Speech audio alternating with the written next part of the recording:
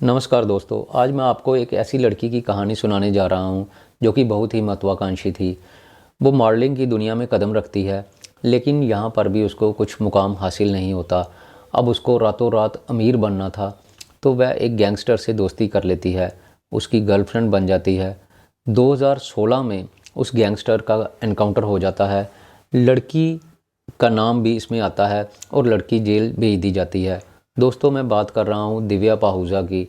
दिव्या पाहुजा का केस तो आपको याद ही होगा। आज से तकरीबन 3 महीने पहले दिव्या पाहुजा का कत्ल कर दिया गया था। दिव्या संदीप गंडोली की गर्लफ्रेंड थी। 2016 में उसका इनकाउंटर कर दिया गया था। इनकाउंटर में दिव्या का नाम भी आता है। दिव्या पर पहले से ही कई मुकदमे दर्ज थे। दिव्या को जेल भेज दिया जाता है। 2023 में वो जमानत पर बाहर आती है। बाहर आने के बाद एक होटल कारोबारी अभिजीत से मिलती है। अभिजीत जो है वो उसका कत्ल कर देता है। दोस्तों, बात है 2 जनवरी की। गुरुग्राम के ही रहने वाली दिव्या पाहुजा की गुरुग्राम के सेक्टर 14 में बने हुए होटल सिटी पॉइंट में गोली मारकर हत्या कर दी जाती है। अगले ही दिन इस हत्याकांड में नामजद अभिजीत सिंह, होटल का एक नौकर हेमराज और ओम प्रकाश गिरफ्तार हो जाता है। उसके अगले दिन यानी कि 4 जनवरी को होटल मालिक अभिजीत सिंह की BMW कार को पुलिस बरामद कर लेती है। अभिजीत ने अपने दोस्तों बलराज और रवि बंगा के साथ मिलकर दिव्या की लाश को ठिकाने लगाया था, लेकिन दिव्या की लाश जो है वो पुलिस को बरामद नहीं हो पाती, क्योंकि हत्या करने के बाद दिव्या की बॉडी को ये लोग बाखड़ा नहर में फेंक देते हैं और डेड बॉडी जो है वो बहते बहते शहर से बाहर जा चुकी थी। अभिजीत सिंह से जब पूछताछ की जाती है तो वह एक और लड़की का नाम भी बताता है जो कि इस हत्याकांड में शामिल थी, मेगा। मेगा जो है वो अभिजीत की दूसरी गर्लफ्रेंड थी। जिस पिस्टल से अभिजीत सिंह ने गोली मारी थी दिव्या को, उस पिस्टल को मेगा ने ही छुपाने का काम किया था। इस हत्याकांड में कई और लोग भी शामिल थे। उनमें से एक नाम आता है अभिजीत सिंह के PSO प्रवेश का। वह शुरू से ही आपराधिक प्रवृत्ति का आदमी था। पहले ही उस पर काफ़ी केस चल रहे थे। अभिजीत जब उसको बताता है कि मैं दिव्या को जान से मारना चाहता हूँ, तो उसी ने अभिजीत को अवैध हथियार लाकर दिए थे। 11 जनवरी को बलराज लाश को ठिकाने लगाने के लिए अभिजीत सिंह के साथ चला गया था। उसको भी कोलकाता एयरपोर्ट से गिरफ्तार कर लिया जाता है। बलराज विदेश भागने की तैयारी कर रहा था, लेकिन इससे पहले कि वो अपने मंसूबे में कामयाब हो पाता, पुलिस द्वारा उसको गिरफ्तार कर लिया जाता है। पुलिस जगह जगह दिव्या की लाश की तलाश कर रही थी, लेकिन दिव्या की लाश पानी के साथ बहते बहते हरियाणा के टोहाना एरिया पहुंच जाती है, जहां से कि तकरीबन उसकी हत्या के तकरीबन 11 दिन बाद दिव्या की डेड बॉडी जो है उसको बरामद कर लिया जाता है। हत्या से 88 दिन बाद पुलिस कोर्ट में चार्जशीट दाखिल करती है और उसमें होटल मालिक अभिजीत के बयान दर्ज किए जाते हैं, जिसमें कि अभिजीत बताता है कि दिव्या पाहुजा समलैंगिक थी, होटल में लड़की को बुलाने की मांग करती थी, तो मैंने उसके लिए दिल्ली से मेगा को बुलाया था। अभिजीत कहता है कि वो मुझे ब्लैकमेल कर रही थी और मुझसे 30 लाख रुपए की डिमांड कर रही थी। मैं पहले ही उसको 3.5 लाख रुपया दे चुका था। 1.5 लाख रुपया का तो मैंने उसको आईफोन लेकर दिया था और बाकी पैसे मैंने उसको नकद दिए थे, लेकिन उसका लालच दिन ब दिन बढ़ता जा रहा था। अब वह मुझसे 30 लाख रुपया मांग रही थी और मुझे ब्लैकमेल करने की कोशिश कर रही थी। तो गुस्से में आकर मैंने उसके माथे पर गोली मार दी, जिससे कि वह वहीं पर मर गई और उसके बाद मैंने उसकी लाश को बाखड़ा नहर में फेंक दिया।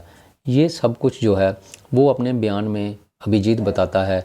अब उसके इस दावों में कितनी सच्चाई है या वो झूठ बोल रहा है, इस बारे में अभी कुछ भी नहीं कहा जा सकता, क्योंकि हो सकता है कि वह ये सारी कहानी जो है कि दिव्या समलैंगिक थी, वह अपनी दूसरी गर्लफ्रेंड मेगा को इस केस से बचाने की कोशिश कर रहा हो, जबकि इसमें साफ साफ नज़र आता है कि मेगा जो है वो भी इस केस में पूरी तरह शामिल थी। लेकिन वह अब इस जो नई स्टोरी बता रहा है कि दिव्या समलैंगिक थी और उसके लिए ही मैंने मेगा को दिल्ली से बुलाया था। उसके कहने का मतलब ये है कि मेगा हत्याकांड में शामिल नहीं थी, बल्कि दिव्या के कहने पर ही उसको दिल्ली से बुलाया गया था। अभिजीत और दिव्या इन दोनों की मुलाकात 2014 में होती है। दिव्या अभिजीत के होटल सिटी पॉइंट के पास ही रहती थी और दोनों में अक्सर मुलाकात होती रहती थी। दोनों में दोस्ती हो जाती है और दोनों के बीच अवैध संबंध बन जाते हैं। 1 जनवरी 2024 को दिव्या अभिजीत के दिल्ली वाले घर में जाती है। वहाँ पर वह अभिजीत के दोस्त बलराज, रवि बंगा और प्रवेश जो हैं वो पहले से ही मौजूद थे। तो उनको बोलती है कि मैं समलैंगिक हूँ, मेरे लिए एक लड़की को बुलाया जाए। तो दिल्ली से मेगा को बुलाया जाता है। दिव्या वहाँ पर अभिजीत के दोस्तों के सामने ही उस पर पैसे देने के लिए दबाव बनाने लगती है। अभिजीत जब दोस्तों के सामने अपनी बेइज्जती होते दिखता है तो वो गुस्से में आ जाता है और वो उसको गुरुग्राम वाले अपने होटल में चलने के लिए बोलता है। अभिजीत, दिव्या और उनका एक दोस्त बलराज जो है वो भी उनके साथ गुरुग्राम के होटल में पहुंच जाते हैं। उसके बाद बलराज वहां से चला जाता है। दिव्या और अभिजीत एक कमरे में चले जाते हैं और आपस में शारीरिक संबंध बनाते हैं। दिव्या उसको पैसे देने के लिए बोल रही थी, उसके कारण दोनों में बहस शुरू हो जाती है। अभिजीत ने सारी योजना जो है वो पहले से ही बना रखी थी। उसने एक अवैध पिस्तौल जो है वो मंगवा कर रखी हुई थी और वह पिस्तौल निकालता है और दिव्या के माथे के बीचों बीच गोली मार देता है। दिव्या वहीं पर मर जाती है। उसके बाद अभिजीत जो है वो अपने दोस्तों बलराज और रवि बंगा को फ़ोन करके बुला लेता है। बलराज और रवि बंगा जब होटल में पहुंचते हैं तो वह दिव्या की लाश को देखकर डर जाते हैं और अभिजीत का साथ देने से साफ साफ इनकार कर देते हैं। लेकिन अभिजीत उनको पैसे का लालच देता है और अपनी कार BMW देकर बोलता है कि जाओ तुम लोग जो है वो इसकी लाश को किसी नहर में फेंक दो और इसके बदले में मैं तुम्हें मोटी रकम दूंगा।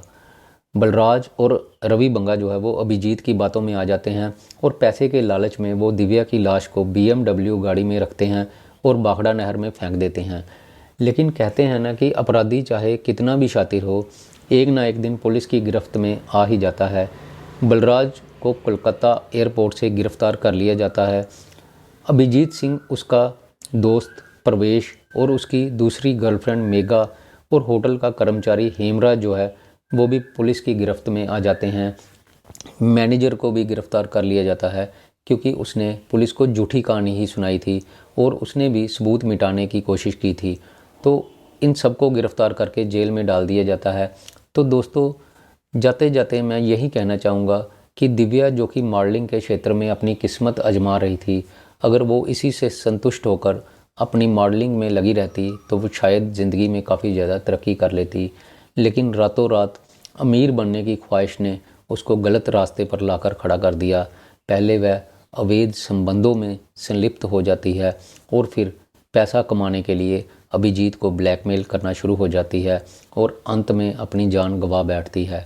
दूसरी तरफ होटल मालिक अभिजीत जो है वो भी अगर नैतिक मूल्यों का पालन करता और आराम से अपनी ज़िंदगी व्यतीत करता तो उसको भी किसी तरह की कोई कमी नहीं थी। उसके कई होटल थे और समाज में उसकी अच्छी पैठ थी, लेकिन उसने भी गलत रास्ते चुने जिसके कारण कि वह अपने ही बुने हुए जाल में फंस गया और अब वह सलाखों के पीछे है और सारी उम्र सलाखों के पीछे ही रहेगा।